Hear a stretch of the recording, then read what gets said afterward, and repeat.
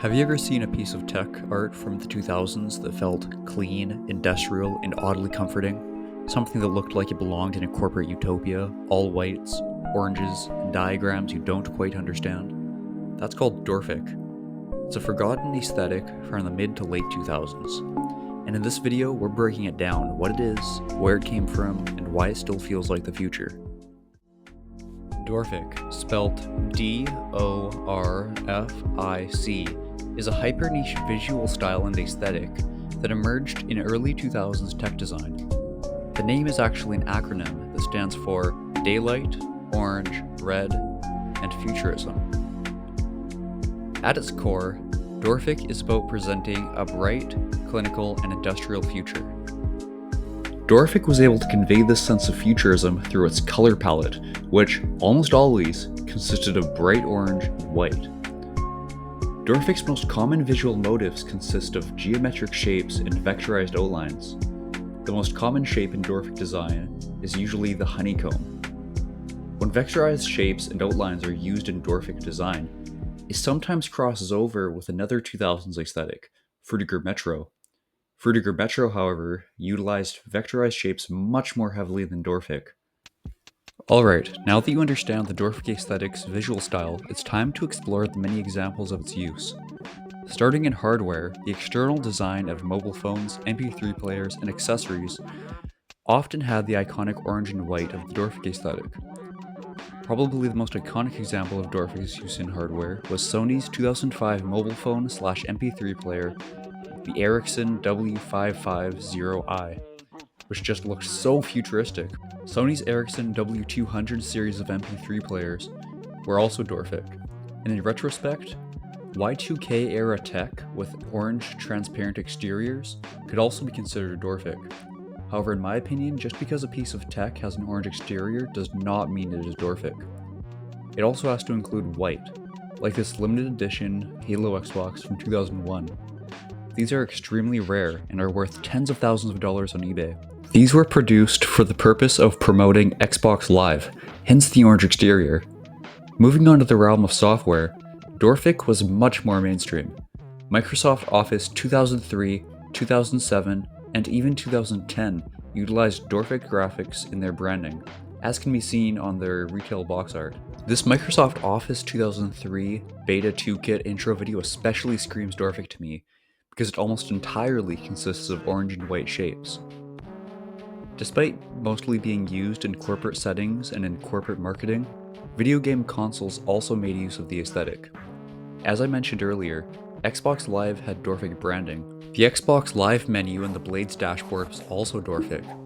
I honestly really miss the DORFic era of Xbox Live branding because it had character. In the modern day, we get flat vectorized designs that are forgettable at best. I get that minimalism is all the rage nowadays, but seriously, look at the difference between these two gift cards. Are we going backwards? Nintendo also utilized the DORFic aesthetic for their software branding.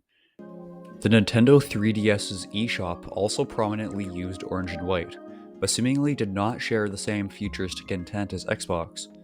Rather, they were just utilizing a popular color scheme of the time, the same way blue and purple being mixed together is currently popular in the 2020s. Which by the way has its own name, Blurple.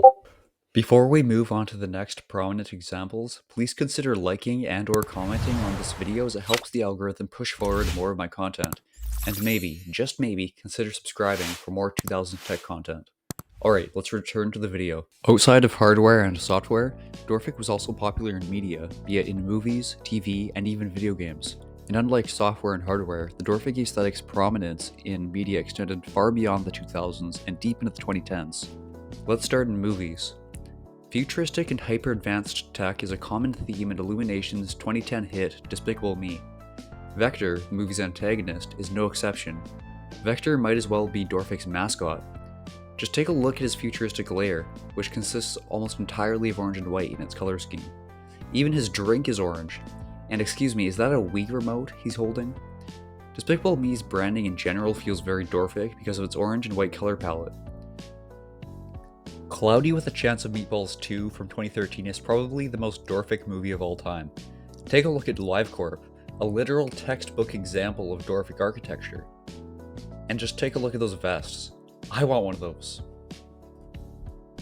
B-Movie from 2007 had a DORFic setting as well. Take a look at the beehive.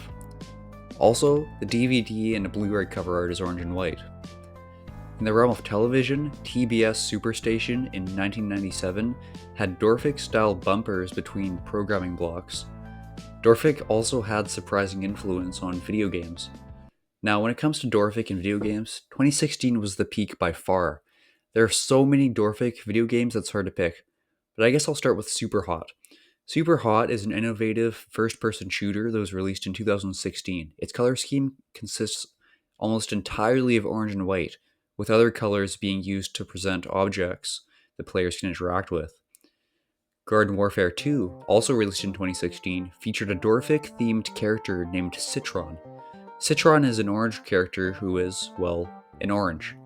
In GW2's lore, he is a time-traveling bounty hunter. And as a character from the future, it was a natural choice for EA to give him the DORFic aesthetic. Citron is honestly just the ultimate DORFic character. Move out of the way, Vector. The third DORFic game I've decided to include in this video is from Doom 2016. Yep, that's right. I was honestly pretty surprised when I saw this concept art for the UAC on the DORFic wiki page gallery, which seems to be DORFic. While the final design for the UAC doesn't reflect the DORFic concept art, the personnel's keycards do.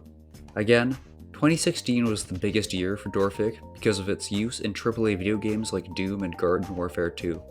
After that, DORFic mostly died off. In 2017, corporate Memphis took over as the mainstream corporate art style. DORFic didn't become popular again until around 2022, when another 2000s aesthetic, known as Frutiger Aero, began to trend in social media. DORFic is often considered to be a sub-aesthetic of Frutiger Aero because they both share themes of utopian futurism in corporate settings. The DORFic subreddit, r/DORFic, has over 900 members. While not as active as r/Frutiger Aero with 120,000 members, it is active enough to be a standalone community. Alright, that's all for this video. Linked in the description is our Community 2000s Tech Discord server, as well as my Pinterest profile where you can find nearly all of the images used in this video. If you enjoyed this video, learned something new, or just feel nostalgic, please leave a like and comment. Until next time, stay nostalgic!